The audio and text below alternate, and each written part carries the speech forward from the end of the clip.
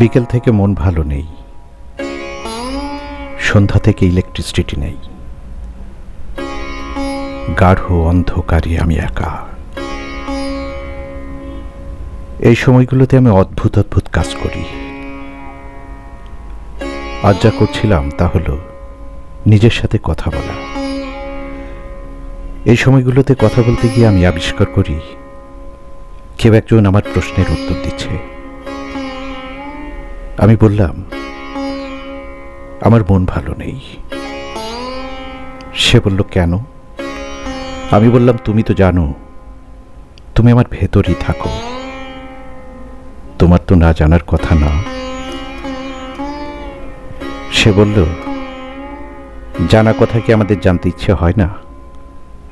আমি বললাম, হয়, কিন্তু সে অন্যের কথা, নিজের কথা না।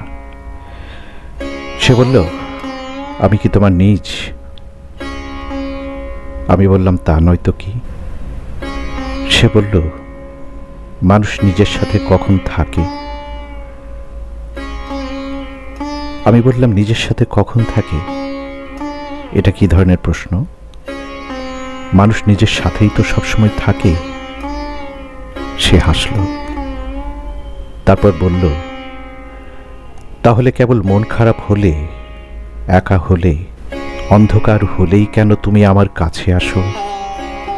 কেন শুধু এই সময়ে আমার সাথে কথা বলো? আনন্দময় মুহূর্তগুলোতে কেন নয়? আমি বললাম, তখন অনেক ব্যস্ততা থাকে, অনেক কাজ থাকে, অনেক মানুষ, ক্রাউড থাকে। সে বলল, তাহলে ওই আনন্দময় প্রাপ্তির মুহূর্তগুলোতে তুমি নিজের সাথে থাকো না, থাকো অন্যের সাথে।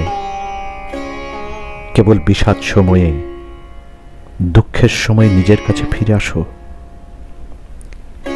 আমি খানিক থতমত খেয়ে গেলাম। সে বলল, মানুষ নিজেই কি ভীষণ স্বার্থপর, দ্বিচারী।